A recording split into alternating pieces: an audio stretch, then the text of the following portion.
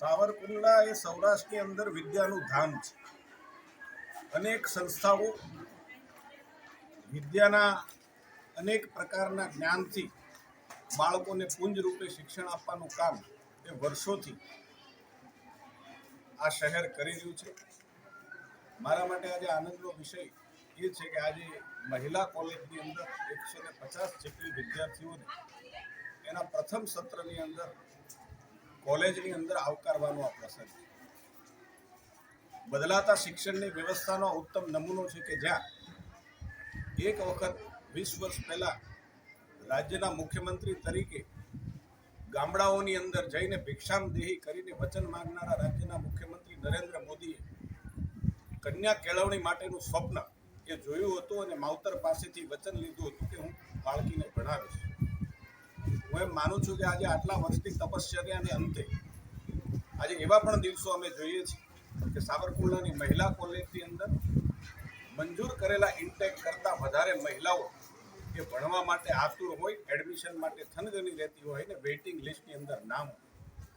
સરકાર એમની પણ વ્યવસ્થાઓ કરે છે, પરંતુ અમારા માટે ખુશીનો વિષય એ છે કે જે સ્વપ્ન એ વખતે નરેન્દ્ર મોદીએ જોયું હતું, આજે પ્રધાનમંત્રી તરીકે નાના શહેરની અંદર મહિલા શિક્ષણ માટે આ સ્વપ્ન સાકાર થાય છે. હું એમ માનું છું કે અમારા જેવા કાર્યકર્તાઓ માટે આ સંતોષની વાત છે.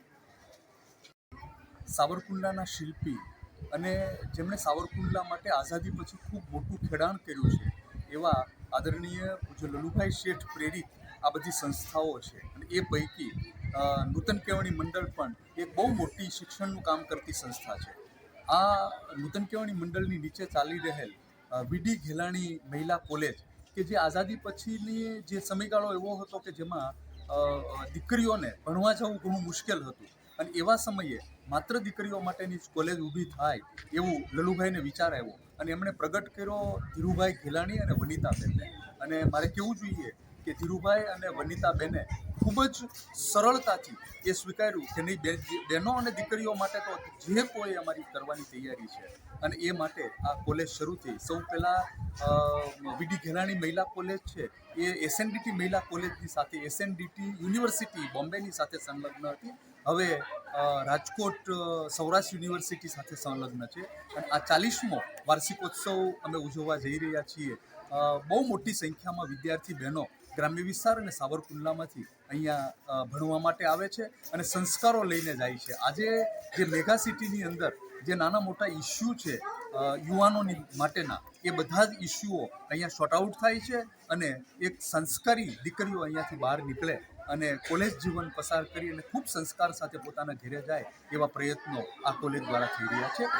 આજના આ 40મા વાર્ષિકોત્સવ પ્રસંગે માનનીય ધારાસભ્ય શ્રી મહેશભાઈ કસવાળા કે જેઓ લલુભાઈએ જે સ્થાપનાઓ કરી છે, જે કાર્યક્રમ કરી રહ્યા એ બધા જ લલુભાઈના આદર્શો સાથે કનેક્ટેડ હોય એવું અમે બહુ સરળતાથી સ્વીકારીએ છીએ અને સહજતાથી એ વસ્તુ અમને દેખાઈ રહી છે. એ આજનું પ્રમુખ સ્થાન એમનું છે અને સાથે સાથે સાવરકુંડલાના પ્રથમ નાગરિક એવા નૈનાબેન કાપડિયા અતિથિ વિશેષ તરીકે છે. એનો અમને ખૂબ આનંદ છે. અને અમને એ પણ આનંદ છે કે નૈનાબેન છે એ અહીંયા પ્રોફેસર તરીકે એમની કારકિર્દી એમણે શરૂ કરેલી.